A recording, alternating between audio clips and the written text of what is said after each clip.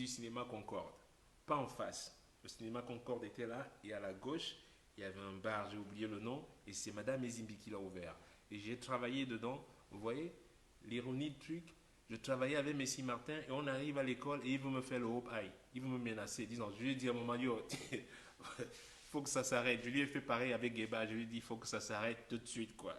You know, toi et moi, on est des collègues, tu vas pas venir ici à Bénédicte commencer à me faire le truc parce que tu es devant les étudiants. Là, Et donc, du coup, il prétendait me punir des fois, alors qu'on allait dans le bureau, on tapait le commentaire. Donc voilà. Et donc, dans les concerts scolaires, je comprends que les gens puissent jouer à dire ah, moi j'étais son maître. J'ai aussi, le jour où je fais mon premier Olympia, 2005, je crois. Je fais mon premier Olympia 2005, juin 2005. Je fais mon premier Olympia. J'invite un chanteur connu, je ne vais pas le citer ici. Après le concert, les invités sont dans la backstage là. Après le concert, les invités sont là. Il est là-dedans, mais il est en train de taper le commentaire. Mais c'est moi qui l'ai formé. Vous comprenez? Mais c'est moi qui l'ai formé. Donc je sors, les gens sont, mais il est en train de dire qu'il t'a formé. Mais qu'est-ce que vous voulez que je dise? Vouloir faire chercher la polémique ou dire il m'a pas formé, mais non, c'est pas. Non, non, non. J'ai dit oui, il m'a formé. Et ça s'arrête là. Des fois, il faut savoir et passer et continuer. You know what I mean? And I do that all the times. Et je le fais souvent juste parce que. Mais ceux qui m'ont formé, non, c'est pas eux. Même mon grand-père ne m'a pas formé. Mais j'étais déjà formé, j'étais déjà. I didn't, you know, my mind, I know. J'étais pas fait pour être comptable ou être comptable ou je sais même pas quoi, ou expert comptable, whatever. I wasn't down for that. There's no way. Depuis gamin, j'ai été fait pour jouer la musique. Ça, no question about it. Et comme je vous dis souvent, quand un gamin est focalisé à quelque chose, où il a son attention complètement directed to something, just push him. Just push him to that. It will lead into something. Parce que tout ce qu'un être humain fait, s'il le fait s'il le fait avec amour et passion, that's cool, that's good. Parce que tout ce qui est fait. Vous savez, un jour, quelqu'un a demandé à George Bush, le fils de George Bush, comme il avait dit, il dit, mais non, moi, la politique, ça n'a jamais été mon truc. J'ai fait sur mes parents, mes grands-parents, ils ont été forcés tous à faire de la politique, mon frère, tout le monde est rentré dans la politique, mais ça n'a jamais été mon. Non. On dit, mais qu'est-ce que tu aurais voulu faire? Il dit, bah, moi, j'ai toujours voulu jouer au baseball. Ouais. Donc, du coup, tu vas faire mauvais président, alors que si tu avais joué au baseball, tu aurais fait, même si tu es un joueur de baseball moyen, but you get a satisfaction. You know? You're happy. J'ai un ami qui est chef aujourd'hui. Ses parents ont toujours, vous savez comment un garçon qui aime la cuisine, c'est pas bien vu, c'était pas bien vu en Afrique, c'est jamais bien vu, alors que c'est sa passion. He just love to cook. You know? Il travaille aujourd'hui, il travaille où il est à Aladdin à Las Vegas. Vous vous rendez compte? Alors qu'on l'aurait poussé à, comme on est toujours poussé pour devenir, je sais pas moi qui, et il sera assis dans un bureau et pas content. Et vous voulez un enfant content ou un enfant qui est torturé par son métier de ministre ou son métier, je sais pas quoi, docteur ou avocat. Vous ne serez jamais un bon avocat. No way. You know? Et donc ceux qui disent qu'ils m'auraient formé, non, tous ces gens, je rencontre déjà ces gens, je suis déjà musicien. Et ceux qui disent, ouais, il jouait même pas de musique quand il était à Bénédicte. Alors comment je faisais les concerts scolaires si je si je ne jouais pas? Qu'est-ce que je faisais aux concerts scolaires? Je dansais, you know. Et donc, hey, Zavan, tu viens que d'arriver là? Je fais un live là. Envoie-moi 3 millions de stars là, toi déjà pour commencer. Mais normal, ah ouais, il est chef d'orchestre à la CRTV, ben c'est normal. Quand tu es à la CRTV, il faut tout de suite aller il faut tout de suite aller jeter la pierre à Bona. Il faut être, quand tu es à Canal 2, il faut jeter la pierre à Bona. Mais non, mais non il faut quand même être à un moment donné, c'est résumé à dire la vérité. Just the truth. It doesn't hurt. It doesn't hurt. You know? Le premier qui m'a amené en cabaret, la première personne qui m'a amené en cabaret, la première personne, c'est Dodo Zaché. Si vous vous souvenez, ceux qui se souviennent, il jouait des claviers, quoi. C'est un clavieriste, là. C'est lui qui m'amène une fois. Il m'amène en cabaret la première fois. Ça s'appelait La Jungle, ok? J'ai 16 ans. J'ai 16 ans, il m'amène à la jungle. Il cherchait quelqu'un pour remplacer, je sais pas, pour jouer de la guitare, voilà.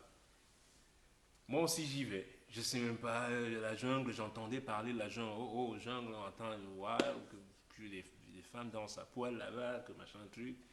J'arrive à la jungle, qu'il y a du striptease, que c'est tout, il faut jamais aller là-bas, c'est pas un truc. C'est la première fois que j'arrive à la jungle. Après-midi, il était genre 15 heures. Il y avait un vieux saxophoniste là-bas qui s'appelait Billet. Pas Billet. Mais dis donc, mais ça, c'est un terroriste, ça. J'arrive là-bas. J'ai jamais été en cabaret de toute ma vie. J'arrive, me présente à pas Billet. Il lui dit, ben, Billet, voilà. Donc voilà, enfin, il joue de la guitare, donc il pourrait peut-être travailler ici. Billet m'assoit devant lui. Il prend le saxophone, il se met devant moi. Je vais vous imiter Billet. Bon, on a au bas nuage. Alors, nuage, c'est un standard. Billet me fait, est-ce que tu peux jouer nuage? Massa, je dis, je vais jouer nuage ici. J'ai déjà pris l'avion un jour. J'ai déjà vu un nuage à côté de moi.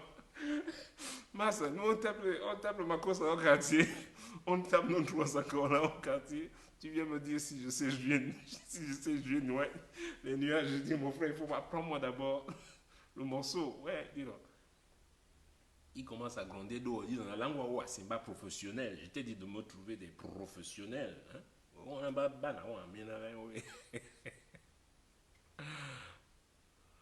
et, et donc finalement, j'ai trouvé qu'il était trop. He was hard. Il était très dur. Il voulait pas. Moi, j'ai dit à Dodo, on l'appelait Dodo. J'ai dit à Dodo, moi, le papa, et non, en plus, j'aime pas trop ce genre de rapport. Parce qu'après, il m'apprend dans le morceau. Et il commence à dire à Dodo, oh, ouais, ouais, à capter, bam, il capte vite, il capte vite. Vraiment, il y a plein là au coin, il y a plein, ça va être dur avec moi. Hein. C'était déjà là, mais je dis, mais non, yo, ça va pas être dur avec toi, parce que je vais pas travailler avec toi, mais ça va s'arrêter à la répétition. Je ne vais pas, je ne vais pas en venir. Et donc, j'ai pas été là-bas. Et à 17 ans d'eau, on m'a rappelé, je suis allé au Vieux Nègre. Là, par contre, c'était bien. Donc, j'arrive au Vieux Nègre. Et ouais, j'avais 18 ans à peu près quand j'arrive au Vieux Nègre. Ouais, c'était ça au Vieux Nègre. Au Vieux Nègre, il y avait Chakalo au saxophone. Il y avait Paul Soken à la batterie. Ça, je me souviens, parce que là, je commence maintenant à. Paul Chouanga à la guitare. On avait Soul Monte qui chantait, qui faisait des reprises de James Brown. On avait Tonier qui faisait aussi un peu de la soul. C'était un bon orchestre. Angèle qui dansait, donc qui faisait le striptease d'ailleurs. D'ailleurs, autre chose, non mais franchement, on vivait dans un monde, pour vous dire, loco. Alors, cette fille habitait, elle avait toujours une moto. Et je me souviens quand elle passait, les gens faisaient des aboiements, les gens criaient sur elle parce que bon, elle était montée comme un mec un peu, mais c'est une fille. Mais les gens sifflaient, ils disaient ouais, c'est une green. Ouais, tout le monde sifflait à chaque fois. Je ne comprenais pas. Et on m'engage dans ce cabaret, en fait, de travailler au Lyonnais. Mais en fait, je vois le métier. Finalement, j'ai la chance de voir ce que fait cette fille comme métier. Mais je me suis dit, mais putain, mais on est dans un monde, mais on est fucking dead, man. Les gens parlent des trucs dont ils sont même jamais rentrés dans un cabaret, mais ils savent tout du cabaret. Ils sont jamais rentrés dans ce cabaret. Je suis enfin rentré dans un cabaret. J'ai travaillé là-bas. Alors vous allez rigoler. Alors, j'arrive au cabaret, le chef d'orchestre c'était le guitariste Paul, non, Jean-Paul Chouanga, un truc comme ça. Alors, Mon salaire était de 45 000 francs CFA le mois, ok? Check this out. Moi, j'étais juste content d'être engagé avec des musiciens professionnels. You know, I was just so happy, you know. Et là, ça jouait vraiment bien, quoi. J'avais 17, 18 ans, mais j'étais déjà avec des mecs ils avaient 30, 35 ans, mais des professionnels, you know, super, you know. Et donc, les mois passent et tout. Je ne sais même plus combien, peut-être un an, on est là. Et puis un jour, le chef d'orchestre a deuil. Le chef d'orchestre a deuil. Son père décède et il rentre, il va à l'ouest. Je ne sais pas de quel côté de l'ouest il était. Je ne sais pas. Je ne peux pas le dire. Je ne sais pas, c'est pas faux ça, mon whatever. Je ne sais pas. Donc il s'en va. Et Ndoumbe Jackson le remplace pendant qu'il était ailleurs. Ndoumbe, il avait les dreadlocks. Lui et moi, on a aussi d'autres épisodes rigolotes avec les brasseries du Cameroun. Et, et la fin du mois arrive. Donc on doit on nous paye à la fin du mois. Il s'appelait Tamoka. Le propriétaire s'appelait Monsieur Tamoka. Un gars bamileke aussi. Super, super mec. Réglo, non, t'es payé toujours. Attends, mais j'avais jamais vécu. Non, on a joué dans les bars là où c'était la lutte. Tous les soirs pour te payer, Madame Jeanne, c'est la lutte. Elle dit même que, oh, il y a eu arrêt là, vous n'avez pas joué parce que vous avez sauté, parce que vous voulez qu'on enchaîne à chaque fois. Il y a eu des silences, hein. Bon, il y a eu des silences. Moi, je vais enlever. Elle enlève quoi? Elle nous donne 3 000 le soir. Elle me dit qu'elle va encore enlever 1 500.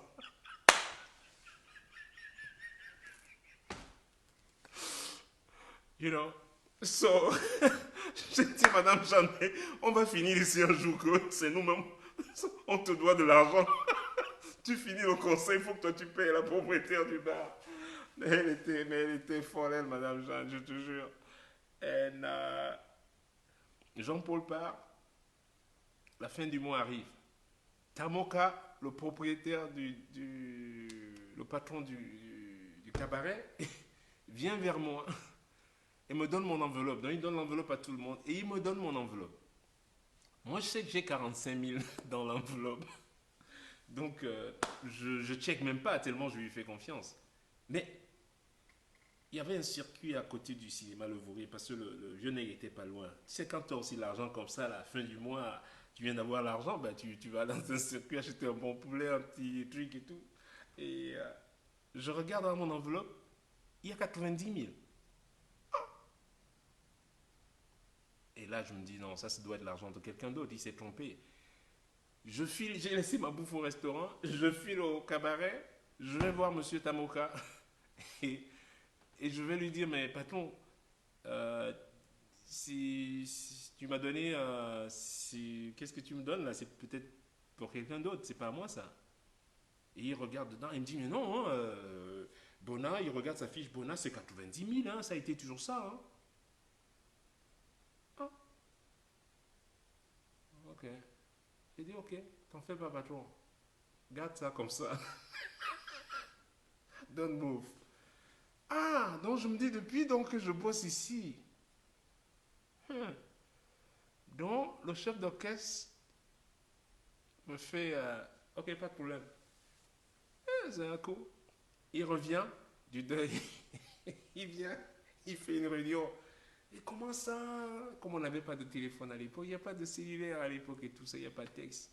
Non, mais je lui avais dit de ne pas vous payer encore, il s'est complètement trompé. Je dis, ah! Je l'ai appelé de côté là, j'ai dit, chef, le boss ne s'est pas trompé, il n'est pas là aujourd'hui, mais je vais te dire un truc. Ce qui s'est passé avant, c'est passé. Let's take it from now. Gardons ça comme c'est. Just keep it the way it is, as simple. Je ne veux plus que ça ne va pas changer, ça va rester comme ça. That's it. Si ça continue, eh bien moi, et je savais encore une fois, je savais que j'étais valuable, qu'ils avaient besoin de moi, qu'il n'était pas question que je parte. Et voilà comment j'ai aussi réglé cette situation au, comment tu dis, dans ce cabaret-là. Et donc, et ma formation s'est faite en général, en fait, à la répétition en fait.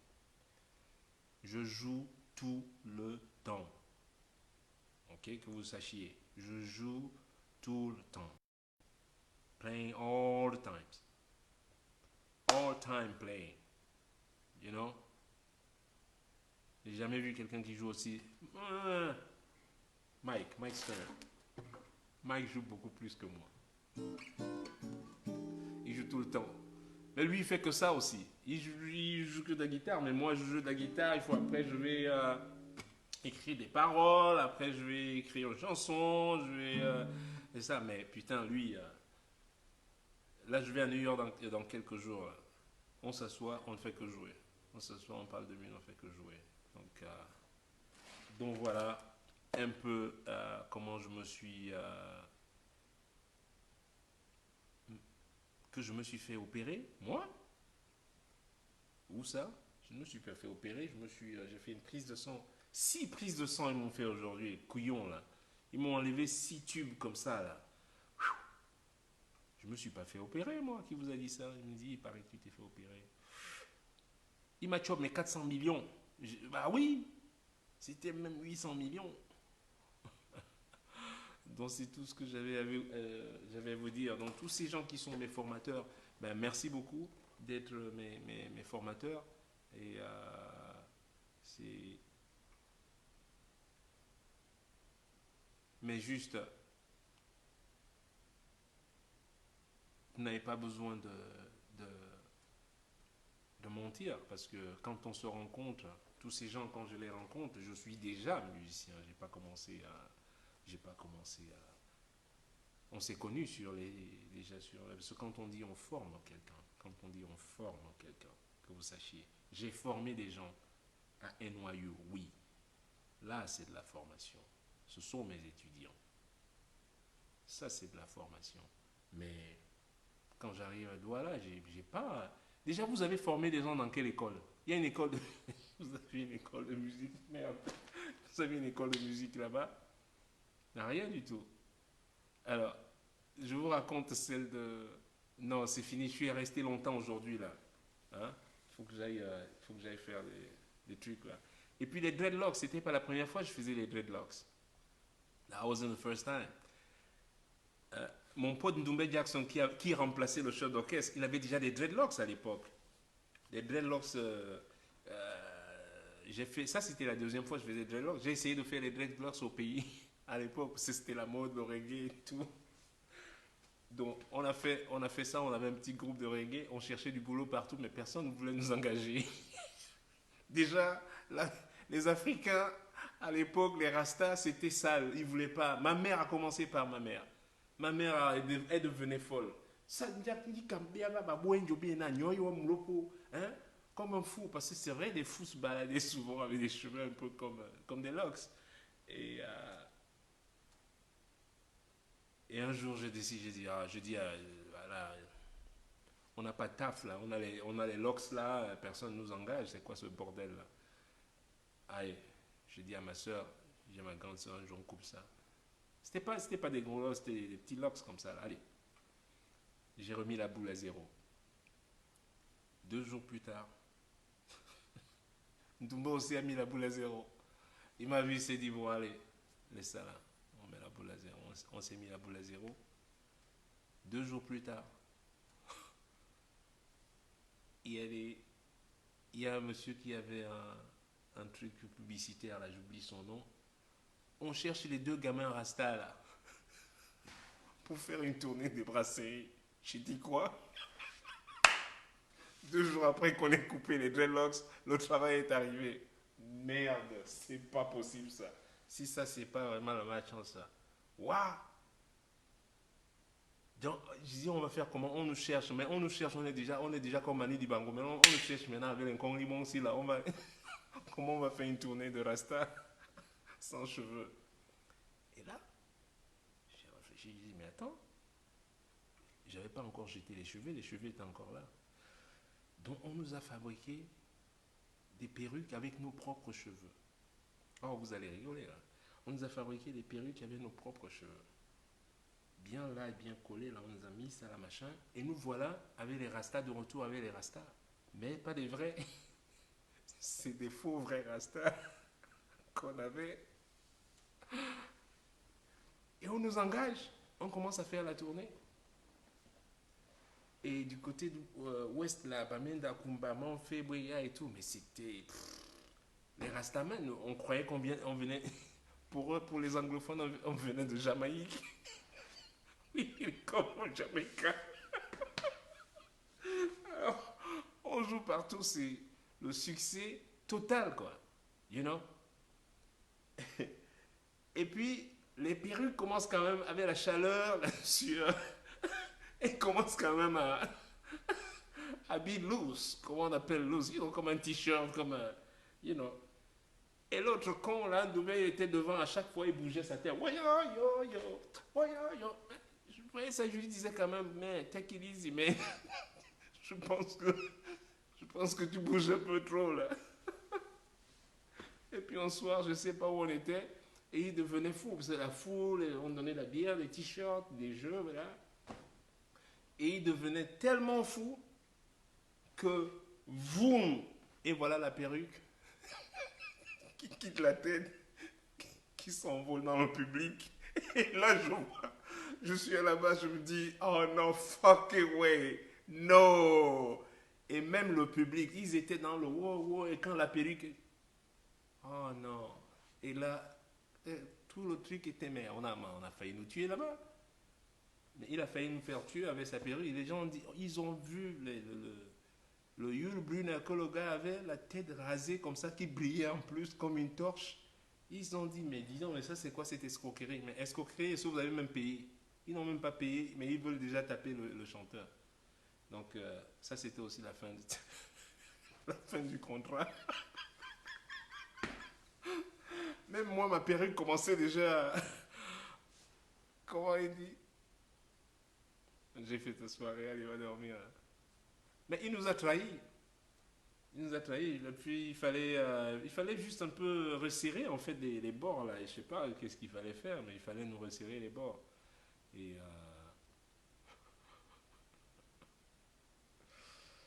donc voilà comment la tournée s'est terminée aussi celle-là. Et puis après le vieux nec, j'ai travaillé à Ebony, non pas Ebony Dreams, j'ai travaillé à l'Équateur. L'Équateur se trouvait derrière UTA, l'ancien UTA, comme si tu allais à Bonanjo. Tu descendais, Saint-Jean-Bosco, le cimetière, et puis tu remontais un tout petit peu à la droite. C'était un immeuble UTA, mais UTA n'existait plus là-bas. Mais derrière ça, donc le cabaret, il était tenu par une chanteuse aussi qui s'appelait Myriam. Et on a travaillé dedans pendant quelques années, je crois 2 ans à peu près. Après, j'ai travaillé à les Body Dreams. C'était ça, c'était chez Régine, ça. Et puis, et ben, c'était la dernière fois, en fait. C'est là où je quitte le Cameroun. Voilà. Et puis, that's it. That was it. Je respire plus, là. Vous allez... Allez, je m'arrête là. Je vous fais tous la bise, là. Je vais aller jouer dehors, là. Il fait beau. It's a beautiful day today. Ok. Je vous embrasse tous. Et merci à tous d'avoir écouté. Merci à ceux qui ont écouté. Merci à ceux qui m'ont formé aussi. Et ceux qui m'ont déformé. Et ceux qui vont me réformer. Ok? And hopefully I get to see you guys soon. Ok?